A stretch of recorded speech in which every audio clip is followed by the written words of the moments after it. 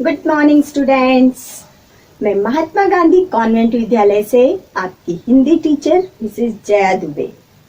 कोविड-19 ये नाम तो आपको बार बार सुनने को मिल रहा होगा। आप जानते हैं ये क्या है? ये एक वैश्विक महामारी है। इससे बचने के लिए हम सब घर पर हैं, स्कूल भी नहीं जा पा रहे हैं। हमें स्कूल की याद आ रही है, तो आज से हम घर पर रहकर ही अपनी पढ़ाई प्रारंभ करने जा रहे हैं। तो आइए हम अपनी नई पुस्तक मधुबन हिंदी के साथ हिंदी क्लास 3 की पढ़ाई शुरू करने जा रहे हैं। आप लोग तैयार हैं? Yes, very good. तो आज हम अभिव्यक्ति हिंदी पाठमाला का पाठ 1 शुरू करने जा रहे हैं और वो पाठ है कविता। ये कविता किसने लिखी है? सोहनलाल द्विवेदी ने। सोहनलाल द्विवेदी की कविता जिसका नाम है आया वसंत। आप जानते हैं वसंत क्या होता है? वसंत एक ऋतु होती है और इस ऋतु को ऋतुराज भी कहते हैं। क्यों कहते हैं? ऋतुराज अर्थात सभी ऋतुओं का राजा। तो इस वसंत को हम ऋतुराज क्यों कहते हैं? क्योंकि ये सारी ऋतुओं में सबसे अच्छी ऋतु होती है। क्यों होती है? क्योंकि इस ऋतु में बाग बगीचों में फूल खिल जाते हैं, आमों में बोरे आ जाती है, बेलों में फूल खिल जाते हैं, सरसों में छोटे छोटे फूल इतने सुंदर लगते हैं, पीले पीले फूल, जैसे ऐसा लगता है मानो कि धरती पर किसी ने पीली चादर ओढ़ा दी। तो चारों ओर का वातावरण बहुत सुहावना हो जाता है। इसलिए हम इस ऋतु को ऋतुराज कहते हैं। तो चलिए, आप जानते हैं हमारे देश में कितनी ऋतुएं होती है? हमारे देश में 6 ऋतुएं होती है। कौन कौन सी? वसंत, ग्रीष्म, वर्षा, शरद, हेमंत, शिशिर। वही ना 6? तो इन 6 ऋतुओं जब बारी बारी से आती है तो हमारा मौसम बदलता जाता है। तो आज हम इस कविता में वसंत ऋतु के बारे में पढ़ेंगे। आप लोग तैयार हैं? Very good. चलिए, आया वसंत छाई जग में शोभा आनंद। अर्थात जब वसंत ऋतु आती है तो जग की शोभा कई गुना अधिक हो जाती है। अनंत अर्थात जिसका कोई अंत ना हो, यानी पूरे जग में हरियाली छा जाती है, मौसम सुहावना हो जाता है और हमारे मन को ये सब बहुत अच्छा लगता है। सरसों खेतों में उठी फूल, बोरे आमों में उठी झूल, बेलों में फूले नए फूल, पल में पतझड़ का हुआ अंत, आया वसंत आया वसंत। अर्थात सरसों खेतों में उठी फूल, अर्थात सरसों के खेतों में छोटे छोटे पीले फूले फूल इतने अच्छे लगते हैं, ऐसा लगता है मानो धरती को किसी ने पीली चादर ओढ़ा दी हो। बोरे आमों में उठी झूल, आमों के पेड़ जो होते हैं उसमें बोरे आती है। बोरे बहुत ही खुशबू फैलाती है। बेलों में फूले नए फूल। आप जानते हैं बेल क्या होता है? पेड़ स्ट्रेट होता है जो सीधा सीधा खड़ा रहता है, लेकिन कुछ पौधे ऐसे होते हैं जो सीधे खड़े नहीं रह पाते। वो पेड़ के आसपास किसी लकड़ी के सहारे या रस्सी के सहारे से चलते हैं। तो जो सहारे से चलने वाले पौधे होते हैं उनको हम बेल कहते हैं। तो उन बेलों में फूल खिल गए हैं, अलग अलग रंग बिरंगे सुगंधित फूल। तो लगता है ना अच्छा? यस। पल में पतझड़ का हुआ अंत, आया वसंत आया वसंत। पतझड़ आप जानते क्या होता है? जिस मौसम में पेड़ों से पत्ते खिलते हैं उस मौसम को कहते हैं पतझड़। तो पत्ते झड़ने वाला मौसम पतझड़ होता है, वो कब आता है? बसंत ऋतु से ठीक पहले। तो उस समय सब पत्ते खिल जाते हैं, तो हमको अच्छा नहीं लगता है। लेकिन उसके बाद जब बसंत ऋतु आती है तो पतझड़ का अंत हो जाता है, अर्थात सारे पेड़ों में नए नए पत्तियां और नए नए फूल खिल जाते हैं। लेकर सुगंध बह रही पवन, हरियाली छाई है वन वन। सुगंध, खुशबू, पवन, हवा। तो जो हवा बहती है वो सुगंधित होती है, अर्थात वो खुशबू को लेकर बहती है। खुशबू वाली हवा आएगी तो आएगा ना मजा। यस। हरियाली छाई है वन वन। जो भी जंगल होते हैं वहां पर भी सब हरियाली हो जाती है। ग्रीष्म ऋतु में सब जगह क्या होता है? सूख जाता है, और सूखने के बाद अच्छा नहीं लगता है। लेकिन जब बसंत ऋतु आती है तो वनों में भी हरियाली छा जाती है। सुंदर लगता है घर आंगन, हे आज मधुर सब दिगंत, आया वसंत आया वसंत। हमारा जो घर आंगन होता है वो भी हमें बहुत खूबसूरत दिखाई देता है, बहुत अच्छा लगता है। घर आंगन हमें सुंदर क्यों दिखाई देता है? क्योंकि हम अपने घर आंगन में भी गमले लगाते हैं, उसमें तरह तरह के पौधे लगाते हैं, वहां भी फूल खिले होते हैं, तो अच्छा लगता है ना। यस। तो सुंदर लगता है घर आंगन, हे आज मधुर सब दिगंत। अर्थात दिगंत समझते हैं? दिगंत अर्थात दिशा का अंत। जब भी हम आसमान में देखते हैं तो हमें एक अंत दिखाई देता है दिशा का, जहां से ऐसा लगता है जैसे धरती और आकाश मिल रहे हैं, वहां उसको कहते हैं हम दिगंत। उसको हम क्षितिज भी कहते हैं। क्या कहते हैं? क्षितिज। तो चारों ओर जहां भी हम देखते हैं वहां हमें हरियाली दिखाई देती है। कब दिखाई देती है? आया वसंत आया वसंत, अर्थात जब वसंत ऋतु आती है।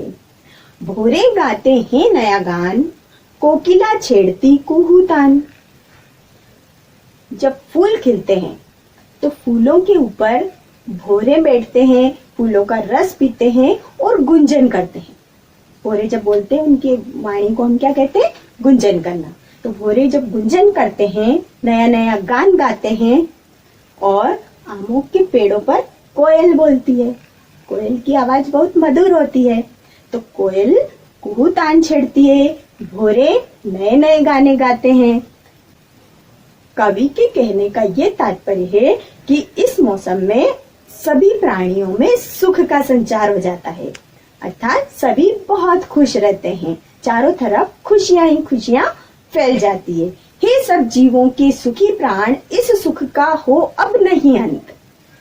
अर्थात जो बसंत ऋतु में खुशियां फैली हुई है, चारों तरफ खुशियां ही खुशियां छाई हुई है, मौसम बहुत सुहावना है, हवा सुगंधित बह रही है, चारों तरफ फूल खिले हुए हैं, तो ऐसे में जो हमें खुशियां मिलती है उन खुशियों का कभी अंत न हो, अर्थात ये खुशियां कभी समाप्त न हो, कभी खत्म न हो।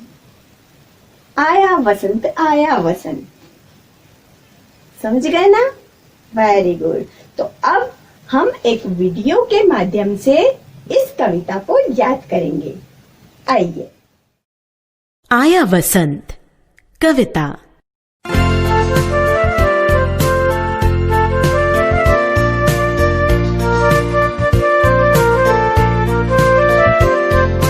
आया वसंत छाई जग में शोभानंद, तरसों खेतों में उठी फूल, बोरे आमों में उठी झूल, बेलों में फूले नए फूल, पल में पतझड़ का हुआ अंत। आया वसंत आया वसंत।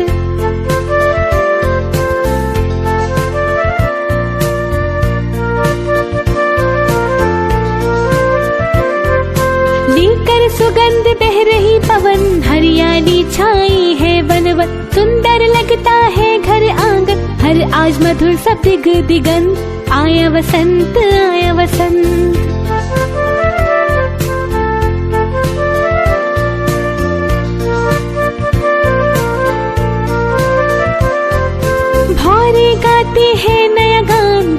कोकिला छेड़ती कुहूतान, है सब जीवों के सुखी प्राण, इस सुख का हो अब नहीं अंत, आया वसंत आया वसंत। आया ना मजा? अब इस वीडियो को देखकर आप कविता को दोहराएंगे और कंठस्थ करेंगे, और जब आपको याद हो जाएगी तो उसको लिखने का अभ्यास करेंगे। शाबाश। तो चलिए अब हम अपने अभ्यास की ओर बढ़ते हैं।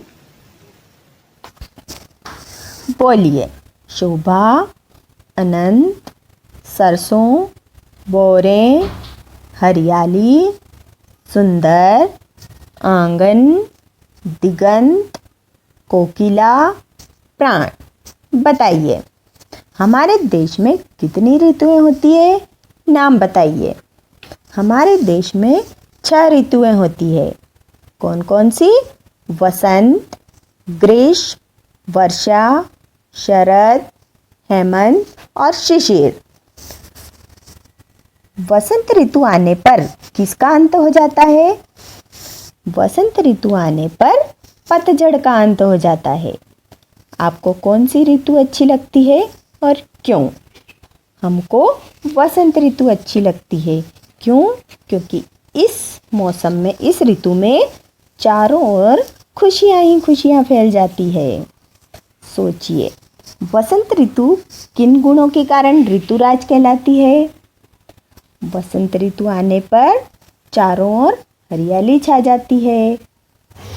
फूल, फल एवं आम के बोरे सुगंध बिखेरते हैं।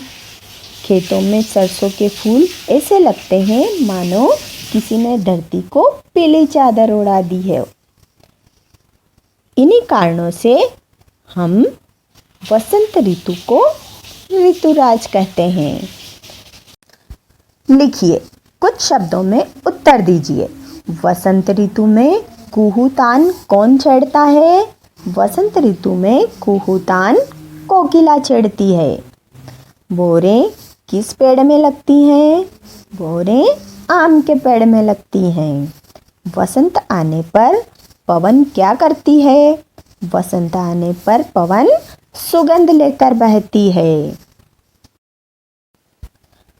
चित्र देखकर कविता की पंक्तियाँ लिखिए। देखिए, ये क्या चित्र बना हुआ है? यहाँ पर हमको पत्ते गिरते हुए दिखाई देते हैं। तो हम यहाँ पर कौन सी पंक्ति लिखेंगे कविता की? पल में पतझड़ का हुआ अंत, आया वसंत आया वसंत। ख, यहाँ पर किसका चित्र है? भंवरे का चित्र है। तो हम कौन सी पंक्ति लिखेंगे? भंवरे गाते नया गान। ग, यहाँ पर हमको कोयल का चित्र दिख रहा है। तो हम कौन सी पंक्ति लिखेंगे? कोकिला छेड़ती कुहूतान। व्याकरण संबोध। दिए गए शब्दों के पर्यायवाची कविता में से छांट कर लिखिए। आपको पता है पर्यायवाची क्या होता है? पर्यायवाची शब्द वे होते हैं जिनके एक समान अर्थ होते हैं। समान अर्थ वाले शब्दों को समानार्थक शब्द और पर्यायवाची दोनों नाम से बुला सकते हैं। तो आइए, ऋतुराज। ऋतुराज कौन सी ऋतु होती है? वसंत ऋतु। वायु, वायु अर्थात पवन। पुष्प, पुष्प को हम और किस नाम से बुला सकते हैं? फूल। सुंदरता, शोभा। खुशबू, सुगंध। कोयल, कोकिला। अब आता है समान तुक वाले शब्द। समान तुक वाले शब्द हमने क्लास 2 में पढ़े थे, याद है आपको? तुक वाले शब्द किसे कहते हैं? जब भी किसी कविता में पीछे के शब्द मिलते जुलते होते हैं, उन्हें हम तुक वाले शब्द या मिलते जुलते शब्द बोलते हैं। तो उनका बोलते समय एक जैसा अंत होता है। वे शब्द हमको यहाँ पर लिखना है। फूल, झूल, दोनों पीछे से एक जैसे है ना। अंत, वसंत। छाई, आई। तान, गान। अब आता है विलोम शब्द। विलोम शब्द तो आपको पता है। विलोम शब्द किसे कहते हैं? उल्टे अर्थ वाले शब्दों को हम विलोम शब्द कहते हैं। अंत, अंत अर्थात आखिरी।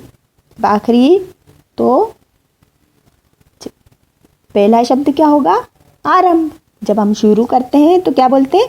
आरंभ। और जब खत्म करते हैं तो अंत। तो अंत का विलोम क्या हुआ? आरंभ। नया, नया का विलोम पुराना। सुख, दुख। सुंदर, कुरूप। जो बहुत अच्छा दिखता है उसको हम सुंदर कहते हैं, और जो अच्छा नहीं दिखता उसको हम कुरूप कहते हैं। सुगंध, बहुत खुशबू आती है उसको हम क्या कहते हैं? सुगंध। और जब बदबू आती है तो उसको दुर्गंध। प्रसन्न, जब हम बहुत खुश होते हैं प्रसन्न, तो इसका उल्टा क्या हुआ? अप्रसन्न। नंबर 4, हे और हैं का सही प्रयोग कीजिए। यहाँ पर दोनों है लिखा है, हे और हैं, सिर्फ एक बिंदी का अंतर है। तो जब हम एक वचन का वाक्य लिखते हैं तो हम बिना बिंदी वाला है लगाएंगे, और जब हम बहुवचन वाला वाक्य लिखेंगे तो बिंदी वाला है लगाएंगे। समझ गए? यस। वसंत ऋतु में मौसम सुहाना हो जाता है। मौसम हो जाता है बिना बिंदी वाला। कोकिलाएं गाने लगती है। कोकिलाएं ज्यादा हैं तो हम क्या लिखेंगे? हैं। पवन चलती है। पवन एक वचन तो हम बिना बिंदी वाला है। बोरे आमों में झूल उठती हैं। बोरे एक से ज्यादा होती है तो हम कौन सा है लगाएंगे? हैं, बिंदी वाला। शाबाश। हाँ, तो सभी अभ्यास आपको समझ में आ गया? Very good. तो आपने क्या सीखा इस कविता में? कि जब वसंत ऋतु आती है तो चारों तरफ सुंदरता छा जाती है। सरसों के फूल लगते हैं, आमों में बोरें आती है, बेलों में फूल खिलते हैं, और पतझड़ का अंत हो जाता है। पवन में क्या हो जाता है? सुगंध भर जाती है। वनों में क्या होता है? हरियाली छा जाती है। कोकिला क्या करती है? कुहूतान छेड़ती है। जीवों में क्या होता है? सुख का संचार होता है। तो है ना वसंत ऋतुराज? यस। अब हम अगला पाठ पढ़ने के लिए नए वीडियो में मिलेंगे। वंदे मातरम।